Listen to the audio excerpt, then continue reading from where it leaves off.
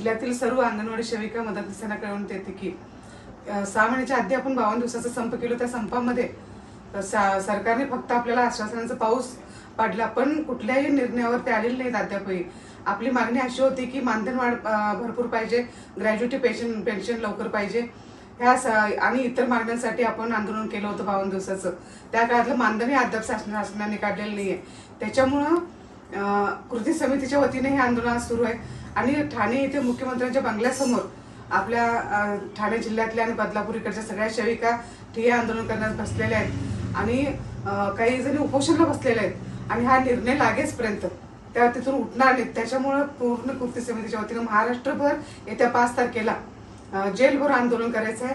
त्यासाठी सकाळची शाळा घेऊन अंगणवाडी सेविका मदतनीस या महावीर गार्डन येथे वेळेत हजर राहायचं आहे आणि जेलभरो करायचं आहे आणि सरकारला आपल्या सगळ्यांची ताकद दाखवायची आहे, जेणेकरून हे सरकार बाकीच्या 100 योजना राबवतील, बहीण लाडकी, लेक लाडकी आणि अंगणवाडी सेविकांच्याकडून भरमसाठ कामं करून घ्यायची आणि ह्या अंगणवाडी सेविकांच्याकडे जाणून बुजून सरकार दुर्लक्ष करत आहे।